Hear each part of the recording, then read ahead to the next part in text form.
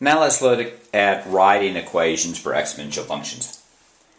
So the first key is that all exponential functions, or at least the basic exponential functions, are all in the form of y is equal to a b to the x, where a is the initial value.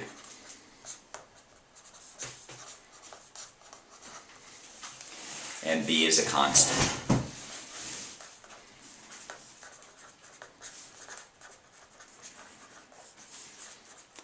And with those two, then these are actually pretty easy problems.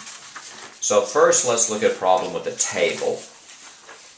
So let's write the equation of the following exponential function given by this table. Now, the key to this problem is that we have a number where x is 0. We have a value where x is 0. So this is actually when x is 0 gives us the initial value. So we have the initial value is equal to 5, so a is equal to 5. Now actually, even if you're not given that, it's a fairly easy problem, but not one that we're concerned with now, or we won't be concerned with in pre-calculus. So if the initial value is a, then let's write the formula. We have y is equal to ab to the x, and we already know that y is equal to 5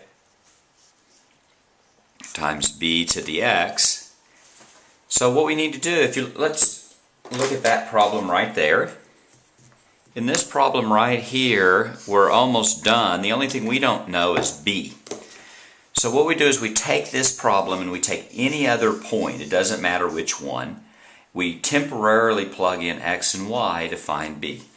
This is very much like a problem we did with parabolas. Let's plug in this one, 3 and 135. So then you temporarily plug in 135 for y times 5, let's b raised to the power of 3. Now let's solve for b. Let's divide both sides by 5, both sides by 5, and we have b cubed is equal to, let's see if I can do 135 divided by 5 in my head. I can't, so I go 135 divided by 5 is equal to 27. So now I need the opposite of a cube. The opposite of a cube is a cube root, so I'm going to do b is equal to the cube root of 27, which is simply 3. Then I plug 3 back in to b, and I end up with my final answer. My final answer is y is equal to 5 times 3 raised to the x. So let's think about what we did here. First, the very first step is by knowing what 0 is, the value of y when x is 0, that gives us the initial value. Because that's what we mean by initial value. When x is 0, y is 5, so a is 5. Then what we do is we plug in a to this problem, and we get y is equal to 5 times b to the x. The only thing we need to know is b. So we choose any other point, we temporarily plug it in, and solve for b. Then when we plug it back, b back into this problem, we're done.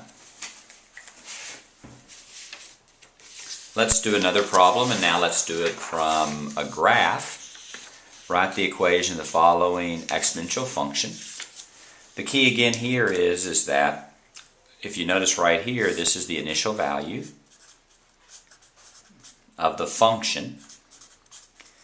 If that's the initial value of the function, then we know it's y is equal to a b to the x. Plug in the initial value. The initial value is the value of y when x is 0, so that's 10. So that's y is equal to 10 times b to the x. And there we're almost done, right? If we look at this problem right here, we have everything we need except for b. So what we're going to do is we're going to temporarily plug in a value for x and y, and we can use any point along this graph. In this case, we have 1 identified, so we plug that in. So we go 160 is equal to 10 times b to the 4. I'm going to solve that for b. So I divide by 10, and I get b4 is equal to 16. So I have b is equal to the 4th root of 16.